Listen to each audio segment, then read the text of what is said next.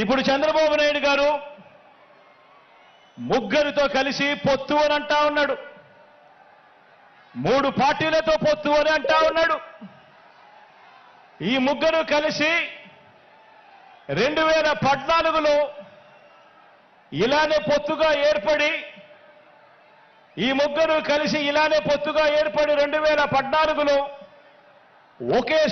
ఒకే stage మీద కూర్చొని వీళ్ళంతా కూడా భాషణలు ఇచ్చారు, మీటింగులు పెట్టారు. ఒకే ప్రకటనలో ఇలా ముగ్గురు ఫోటోలు వేసి ఒకే ప్రకటనలో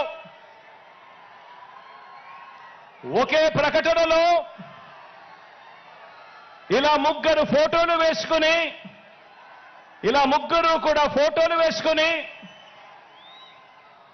చంద్రబాబు నాయుడు గారి సంతకం పెట్టి ఇంటింటికి ఈ పాంఫ్లెట్ను పంపించాడు. ఇంటింటికి పంపించిన ఈ పాంఫ్లెట్లో చంద్రబాబు నాయుడు గారు ఏం రాశారో తెలుసా? ఈ ముగ్గురు ఫోటోలు పెట్టి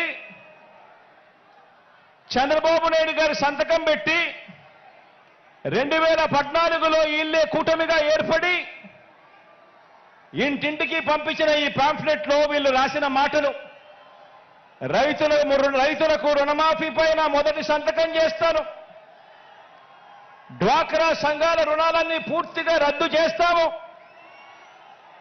మహిళల రక్షణకు ఉమెన్ ప్రొటెక్షన్ ఫోర్స్ ఏర్పాటు చేస్తాము, ఆడబిడ్డ పుట్టిన వెంటనే మహాలక్ష్మి పథకం కింద 25,000 రూపాయలు బ్యాంకు అకౌంట్లో డిపాజిట్ చేస్తాము, ఇంటింటికి ఒక ఉద్యోగం ఇవ్వలేకపోతే ఉద్యోగం వచ్చేదాకా నెల 2,000 రూపాయలు నిరుద్యోగ భృతిగా ఇస్తాము, 10,000 కోట్లతో బీసీ సప్లాను,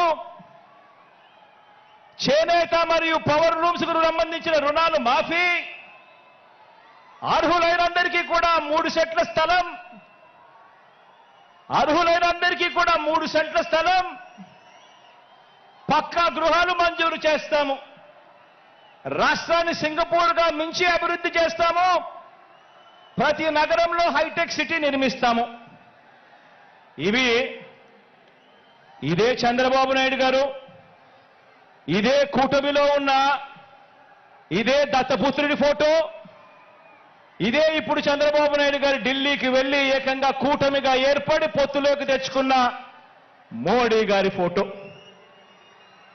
వీళ్ళు ముగ్గురు కలిసి చంద్రబాబు నాయుడు గారు సంతకం పెట్టి ఈ ప్రతి పాంఫ్లెట్ను కూడా ప్రతి ఇంటికి చంద్రబాబు నాయుడు గారు పంపించాడు. ఇందులో ఇచ్చిన హామీలు ఏవైనా కూడా అమలయ్యాయా అని అడుగుతా ఉన్నాను. ప్రత్యేక హోదా ఇచ్చారా అని అడుగుతా ఉన్నాను.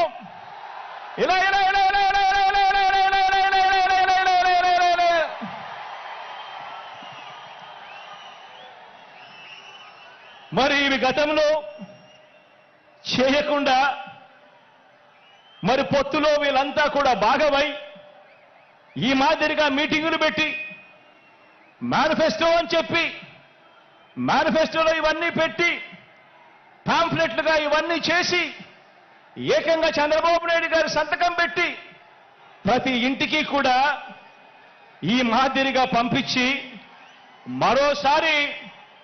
మరోసారి ఇదే డ్రామాను, ఇవే పొత్తులు, మరోసారి ఇలాంటివే ఇంతకన్నా ఎక్కువ హామీలు ఇస్తూ మరోసారి మోసం చేసేందుకు ఈ రోజు మళ్ళా చంద్రబాబు నాయుడు గారి పొత్తుల డ్రామాతో మళ్ళీ ఈ రోజు మీ అందరి ముందుకు వస్తా ఉన్నారు.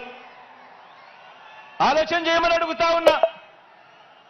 చంద్రబాబు నాయుడు గారు చూపిస్తా ఉన్న ఈ పొత్తులతో ఎవరికైనా కూడా ప్రయోజనం కలిగిందా అని చెప్పి ప్రతి ఒక్కరూ కూడా ఆలోచన చేయమని అడుగుతా ఉన్నాను. ఇలా 2 చేతులు పైకెత్తి ఇలా